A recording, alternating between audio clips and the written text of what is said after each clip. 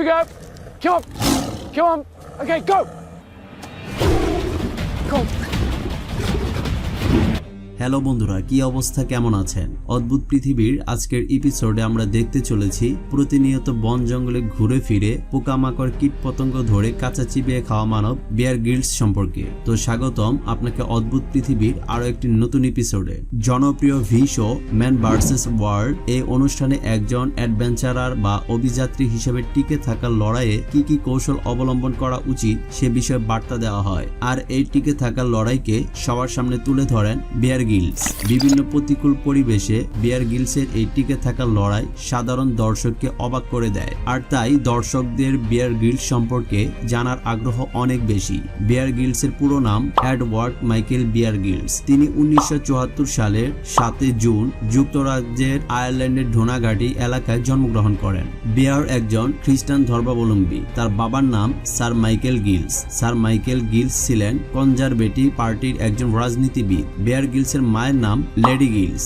বিয়ার গিলসের বয়স যখন 1 সপ্তাহ তখন তার বড় বোন লারাই বিয়ার গিলসের নাম রাখেন বিয়ার। বিয়ার তার শৈশবের 4 বছর অতিবাহিত করেছেন উত্তর আয়ারল্যান্ডের ঢোনাঘাটি এলাকায়। এরপর পরিবারের সঙ্গে স্থানান্তরিত হয় ক্যামব্রিজ অঞ্চলে। বিয়ার গিলস ইটন হাউস ও লুড গ্রুপ স্কুল থেকে স্কুল শিক্ষা, ইটন কলেজ থেকে উচ্চ শিক্ষা এবং ইউনিভার্সিটি অফ লন্ডন থেকে স্নাতক ডিগ্রি লাভ করেছেন। এছাড়াও ইংরেজি, স্প্যানীয় ও ফরাসি ভাষায় তার দক্ষতা রয়েছে। ছোটবেলা থেকেই তার মধ্যে বেশ সাহসী গুণ ছিল।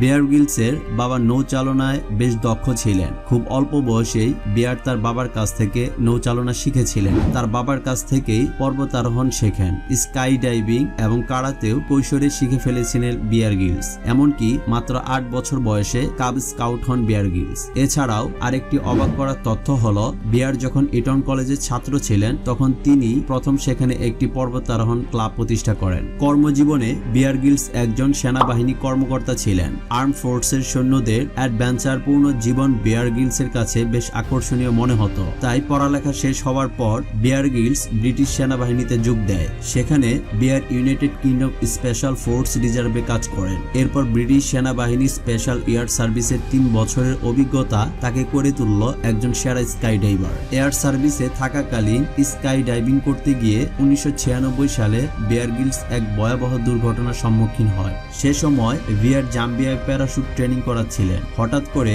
বিয়ার লক্ষ্য করেন যে তার প্যারাশুটটি কাজ করছে না। প্যারাশুট কাজ না করার কারণে বিয়ার এই দুর্ঘটনায় কবলিত হয়। প্যারাশুট কাজ না করায় প্রায় 17,000 ফিট উঁচু থেকে সোজা মাটিতে পড়ে বিয়ার গ্রিলস। এই দুর্ঘটনায় বিয়ার মারাত্মকভাবে আহত হয় এবং এই দুর্ঘটনায় বিয়ারের মেরুদণ্ডের 3টি হাড় ভেঙে যায়। ডাক্তার জানায় যে বিয়ার আর কখনোই হাঁটতে পারবে না। সেজন্য তাকে সেনাবাহিনীর সব কার্যকলাপ থেকে অবসর নিতে হয়। প্রায় 12 মাস পর্যন্ত বিয়ার গ্রিলসের চিকিৎসা চলে। অন্য কেউ হলে হয়তো হাল ছেড়ে দিত, কিন্তু বিয়ার হাল ছাড়েনি। 12 মাসের চিকিৎসা আর কঠোর পরিশ্রমের মাধ্যমে ডাক্তারদের ভবিষ্যৎবাণী মিথ্যা করে আবার হাঁটতে শুরু করেন বিয়ার। ভয়াবহ প্যারাশুট দুর্ঘটনায় আহত হয়ে বিয়ার গ্রিলস যখন চিকিৎসাধীন অবস্থা থেকে ধীরে ধীরে সুস্থ হয়ে উঠেছিলেন তখন তার ছোটবেলার স্বপ্ন মাউন্ট এভারেস্ট জয়ের ইচ্ছে পুনরায় জাগ্রত হয়। পরে বিয়ার গ্রিলস এভারেস্ট জয় করেন।